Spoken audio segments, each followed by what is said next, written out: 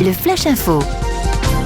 Suite et fin du procès du gang des hors-bords, 14 Moldaves comparaissaient devant le tribunal de Coutances mardi et mercredi pour le vol de 44 moteurs de bateaux.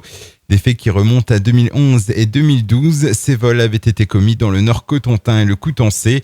Chacun a écopé d'une peine en fonction de son implication dans l'affaire. 2 écopent de peine avec sursis, les 12 autres de peine ferme allant de 8 mois à 2 ans.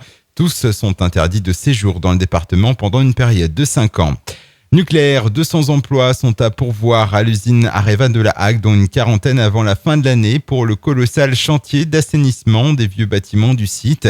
Un chantier représentant 4 milliards d'euros pour 6 millions d'heures de travail. Des postes en CDI qui s'adressent aussi bien à des titulaires d'un CAP qu'à des bacheliers et des ingénieurs.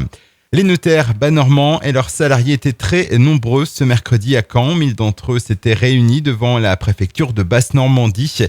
Venus des 4 coins de la région, ils se sont mobilisés pour protester contre ce qu'ils estiment être une destruction de leur profession par le gouvernement.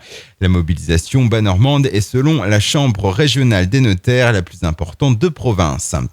Un fait divers, mardi dernier, les policiers cherbourgeois ont été appelés à la gare SNCF pour un individu qui avait agressé un passager anglais dans un wagon. Âgé de 30 ans et domicilié à Bernières-sur-Mer, l'homme a été placé en garde à vue. À l'issue, il a été convoqué en justice pour le 25 novembre au tribunal de grande instance de Cherbourg. Et puis, la foire de Saint-Lô a ouvert ses portes hier matin et ce jusqu'à dimanche. Pascal Olmetal, ancien footballeur vedette de l'Olympique de Marseille, était aux côtés des élus pour inaugurer l'événement.